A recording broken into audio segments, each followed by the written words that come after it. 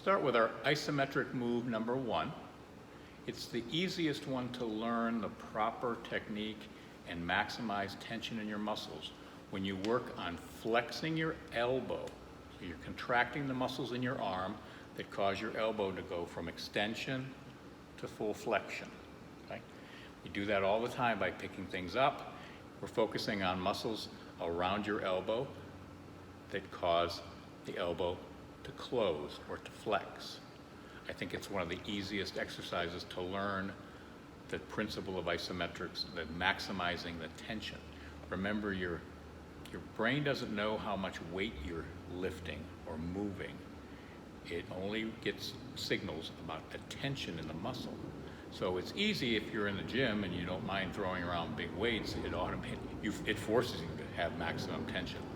But what I'm teaching you with these isometrics is how to create maximum tension without moving through the range of the joint and still build muscle and strength. And there's all kinds of techniques throughout the course that we'll be building on, but this is the most basic.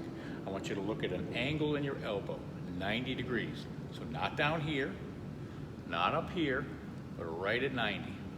We're gonna call these 90-90s because I'm gonna take my other arm, place my hand, my right hand on my left hand. So now that arm is in 90-degree angle also. And what I'm gonna do is I'm gonna resist with my right hand, pressing down on my left, keeping me from being able to bring my fist or hand up to my face.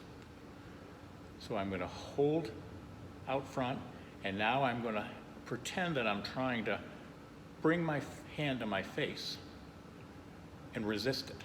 And you can see I'm getting maximum tension in those muscles, and I want to relax. That's an isometric contraction. And the idea here is to learn how to get as much tension as you can. And you can do it without any weights. Now over time, you're going to build more tension. You're going to feel more tension. You might not feel much now. That muscle might not be developed, but it's going to be fairly quickly. There's a term we talked about in a previous lesson called mind-muscle connection.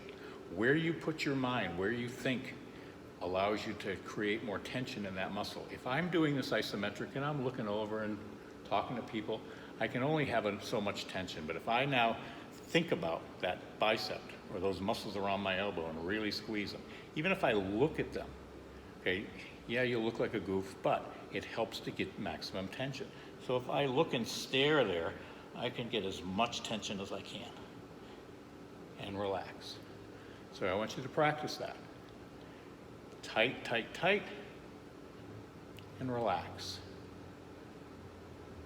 And then you'll switch to the other arm, flipping your right hand up, left hand over, and again, tight as you can. The more tension, the better.